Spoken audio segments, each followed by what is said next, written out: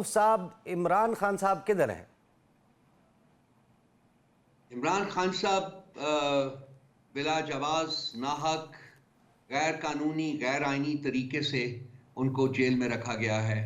آج 1.5 سال ہو چکا ہوا ہے، کیونکہ اس ایک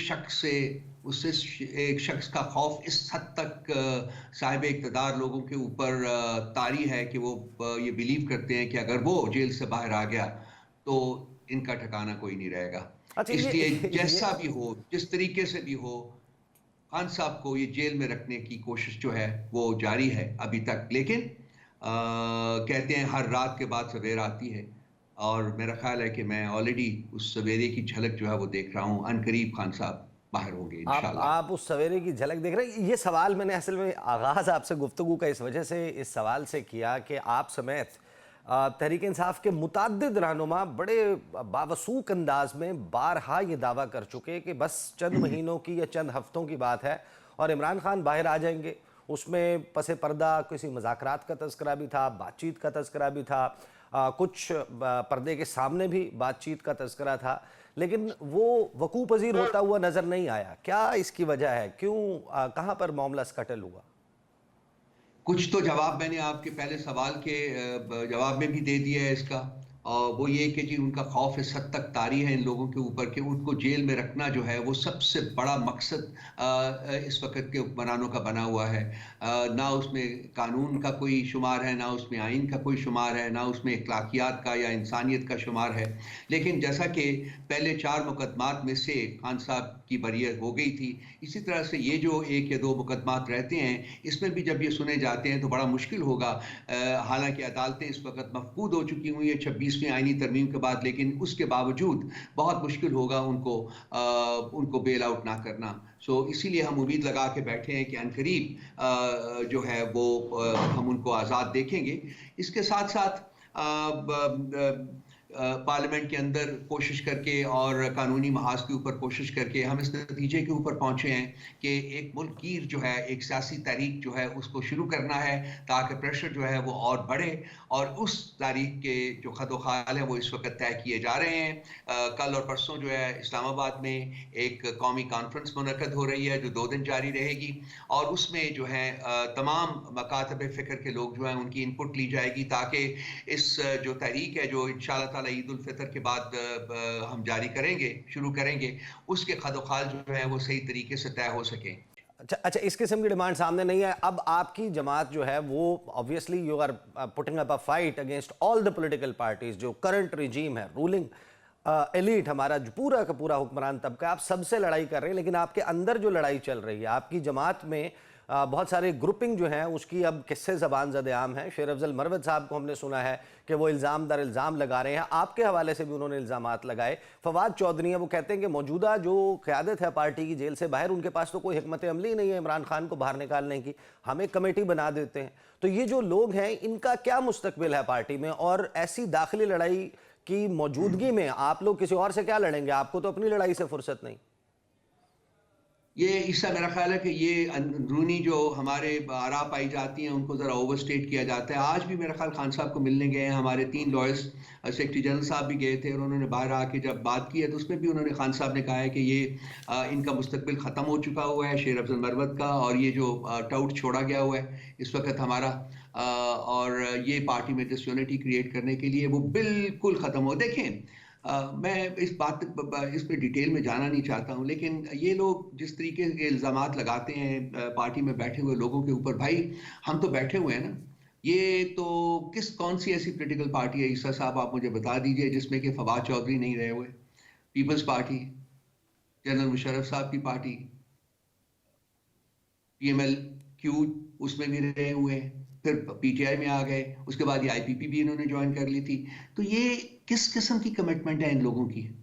کس اصول کے ساتھ کمٹمنٹ ہے ان کی جو یہ زبان کھولتے ہیں دوسرے لوگوں کے بارے میں اس قسم کی گفتگو کرتے ہیں؟ آج خان صاحب نے کنکلوسیولی کہہ دیا ہے کہ جی ان کا پولیٹیکل کوئی پی ٹی آئی کے ساتھ کوئی فیوچر موجود نہیں ہے، وہ کہانی ختم ہو گئی ہے. کم از کم میں تو نہیں چاہوں گا کہ اس کو اور ڈسکس کروں. باقی پارٹی میں کوئی اختلافات نہیں ہے عیسیٰ صاحب. خان صاحب کا جو حکم ہوتا ہے اس کے پیچھے سب پارٹی یکجا ہو کے کھڑی ہوتی ہے کمپلیٹ یونٹی کے ساتھ. नहीं, आपका मौक़िफ़ है, अब हमारे सामने ये फैक्ट्स मौजूद हैं। पूरी दुनिया का कोई एक इदारा नहीं है जिसने 8 फरवरी 2024 के इलेक्शंस को साफ और शफाफ करार दिया हो। कोई मुबस्सर मिशन ऐसा नहीं है, कोई लोकल या इंटरनेशनल मीडिया ऑर्गेनाइजेशन नहीं है जिसने, और मौजूदा हुकूमत भी नहीं है जो ये कहती हो कि ये इलेक्शन बहुत कोई साफ और शफाफ हुए थे। बट द फैक्ट रिमेन्स के दे आर द गवर्नमेंट, उनकी हुकूमत है, वफाक में भी, पंजाब में भी। तो that practically is 70-80% of Pakistan. तो वो 70-80% पाकिस्तान पे उनकी हुकूमत है। जो कानून साजी उन्होंने करनी थी, जो उन्होंने आइन साजी करनी थी, वो कर रहे हैं। तो फिर आपका जो मौक़िफ़ है, जो जिसके लिए आप एजिटेट करना चाह रहे हैं, दैट स्टैंड्स नोवेयर। और फिर ये 4 साल या 5 साल अगर मौजूदा निज़ाम को चलना है तो फिर इसी तरीके से इंस्टेबिलिटी भी रहेगी, लेकिन सिस्टम चलता रहेगा। देखिए, सिस्टम नहीं चलेगा। इसा साहब, आप जो बात कर रहे हैं, जो आईनी इन्होंने जो चेंजेस किए हैं वो आइन से मुतसादिम है। जो कानून में इन्होंने चेंजेस किए हैं वो कानून से मुतसादिम है। जिस तरीके से अदलिया को इन्होंने डिसमेंटल किया है वो आपके सामने है। जिस बगैर लेजिटिमेसी के हुकूमत चलाते रहे हैं पिछले 3 साल से, वो ये फेज हो PDM 2 का या PDM 1 का फेज हो या इंटरिम गवर्नमेंट हो, इन्होंने KP में इलेक्शन नहीं होने दिए, इन्होंने पंजाब में इलेक्शन नहीं होने दिए, इन्होंने जो इनकम्प्लीट नेशनल असेंबली थी वो इलेक्शन नहीं होने दिए। इस वक्त ये जो हमारी रिजर्व सीट्स के ऊपर इलेक्शन नहीं होने दे रहे, हमारी जो अदालत हमें सीटें जो है वो तफवीज़ कर चुकी हैं वो हमें अलॉट नहीं कर रहा है इलेक्शन कमीशन। हर लम्हे, हर मोमेंट, हर स्टेप के ऊपर ये आइन और कानून की धज्जियां बिखेर रहे हैं। ना इनकी कोई लेजिटिमेसी है, ये एक डाका डाल के कायम की हुई हुकूमत है। तो इसको आप कैसे मान सकते हैं? ये कहना आपका कि जी ये बड़ी ताकतवर है या ये 70-80% है इसलिए कुछ नहीं होगा, मैं due respect sir, I disagree with that. बड़े बड़े हम लोगों ने देखे हैं शातिर, बड़े बड़े हमने देखे हैं सर, जो होते हैं डिक्टेटर्स, जब उठेगा जब जब में सर फरोशां पड़ेंगे दारो रसन करा लाले, कोई ना होगा जो बचा ले, क्रम्बल कर जाते हैं मेरे भाई, नहीं रहता। और खासकर जब लेजिटिमेसी ना हो, जब पब्लिक की सपोर्ट ना हो, जब आवाम आपके साथ ना खड़े हो, तो आपके अंदर जो है वो खोखलापन होता है, अंदर ताकत नहीं होती। हाँ, आप ताकत जो है वो उसका एक आपने लुबादा उड़ा हुआ है। कुछ दिन पहले मैंने आर्टिकल भी लिखा था कि जमहूरियत का लुबादा है, ताकत का लुबादा है, अंदर से खोखलापन है, कुछ नहीं है स्वाय फस्तायत के। लास्ट में जरा कोई कमेंट कर दीजिए। मुस्लिम लीग नून जो है वो बाकायदा, अब हम देखते हैं कि तकरीबन हर टीवी टॉक शो में, जलसों में, कॉर्नर मीटिंग्स में, प्रेस कॉन्फ्रेंसेस में इमरान खान साहब के जेल मेन्यू की बड़ी डिस्कशन होती है। देसी मुर्ग, मटन, मछली, देसी अंडे, नारियल पानी वगैरह वगैरह, फलानी मछली और फलानी टाइप की मछली और एक्सरसाइज। मुझे ये बताएं कि आपके लोग तो कहते हैं कि खान साहब जो हैं उनको जेल में हकूक़ नहीं मिल रहे, दूसरी तरफ से वो ऐसा सुनाते हैं कि जैसे कोई 5 स्टार होटल है। बट खान साहब से हट के क्या मियाँ मोहम्मद नवाज शरीफ साहब जो हैं उनको वो शोरबे वाली पतली दाल खिलाई जाती थी जेल में आपके दौर में?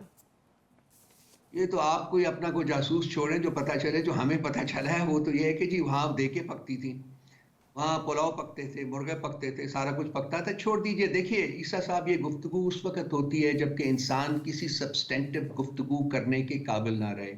मेरा ख्याल कि आप भी यहाँ बैठे हुए मेरे भाई, मैं भी थोड़ा बहुत मैं भी बात कर लेता हूँ, और ये चीज़ें जो है मुझे बिल्कुल अट्रैक्ट नहीं करती कि किसी की ज़ात के बारे में बात की जाए या इस किस्म की गुफ्तगू की जाए जिससे कि इंसान का छोटापन ज़ाहिर हो। मेरे नज़दीक ये सिर्फ इन लोगों के अंदर का छोटापन ज़ाहिर करता है और कुछ भी नहीं है।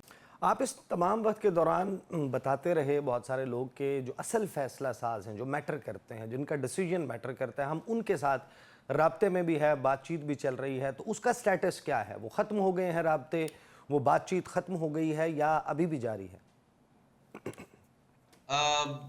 ईसा साहब, कुछ देर पहले हमारे जो PTI KP के सदर हैं, नामुंतखब सदर जुनैद साहब, उनसे एक प्रोग्राम में यही सवाल किया गया था और उन्होंने जो जवाब दिया था वो मैं फील करता हूँ कि हकीकत के करीब तर है। उन्होंने कहा था कि अगर मैं ये कहूँ कि हम उनके साथ राब्ते में नहीं हैं या उनसे बात नहीं हो रही तो मैं झूठ बोल रहा हूँगा।